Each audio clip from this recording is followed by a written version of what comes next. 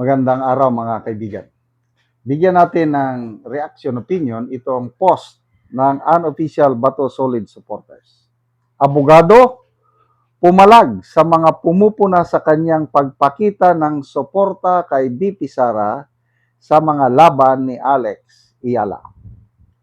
Pumalag ang abogado na si Attorney Arnedo Valera sa mga bumabatiko sa kanyang desisyon na magpakita ng suporta kay Vice President Sara Duterte at dating Pangulong Rodrigo Duterte sa laban ng tennis star na si Alex Iyala sa Washington, D.C.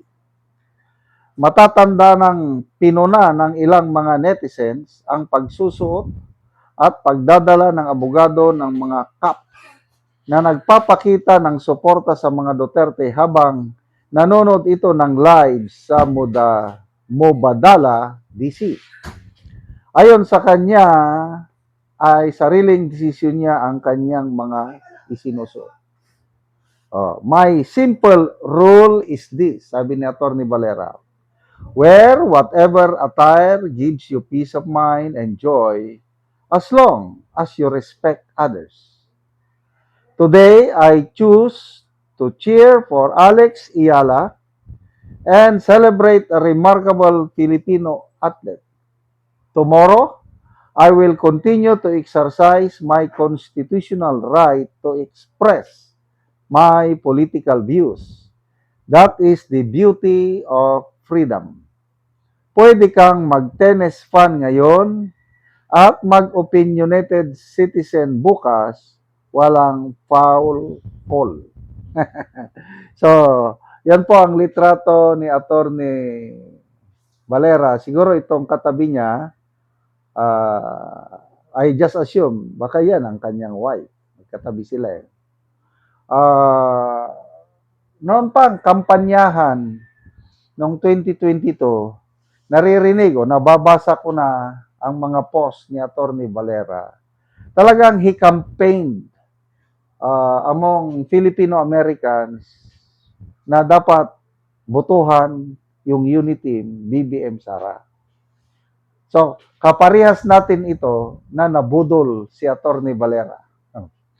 Kaya nung nanalo na yung unity, nagsimula na. Nung mapansin na iba na ang direksyon ng Marcos Jr. Administration, ayun, nagsalita na siya laban sa Marcos Jr. Administration. So, isa ito sa mga hinahangaan kong abogado kasi maganda yung advocacy niya. Unang-una, meron siyang takot sa Diyos. He's a God-fearing man. Parang pastor pa nga siya ng isang denomination. At the same time, matulungin siya. Yung kanyang law firm, tumutulong sa mga immigrants, mga Filipino nating kababayan na nahihirapan sa kanilang status doon as Filipino immigrants, tumutulong. Kaya doon ako napabilib sa kanya. Marami na siyang natulungan ng mga kapwa nating Pinoy para maayos ang kanilang immigrant status sa Amerika. Kaya mula noon, sinusubaybayan ko na siya. So, ano bang may bawal ba sa ginawa niya? Nagsuot man lang siya ng Sara, yung kanyang cap, Sara. At may nabasa akong post, I think sina Mr. Jason sa nag-post na shout out doon sa lalaking naka-green na mayroong green cap na with Sara na every time daw na makapunto si Alex Iyala sa laro niya, ang ipino-focus ng camera ay itong si Atty. Valera, kaya kitang-kita siya. Sara Duterte ang kanyang cap. Kaya, yan, nainis na naman ang mga DDS. Pinupuna. Di magpadala rin kayo ng inyong kasamahan na manood sa laban ni Alex Iyala. BBM naman ang isuot. Why not do it? Problema, wala kayong may padala. Hindi katulad ng mga, ayan, Attorney Valera, I believe, marami pa sa kanila na maka Duterte, kailang hindi lang sila nagsuot, hindi sila kasing agresibo ni Attorney Valera. So, yung championship game, kaninang madaling araw, between Alex Ayala and Jessica Pigula, na antala dahil sa ulan. First set, nanalo si Pigula. 6-4 ang score. Sa second set, lamang si Alex 2-1, kailang na hinto dahil sa ulan. So, ipagpapatuloy mamayang gabi sa atin o madaling araw ang laro nila.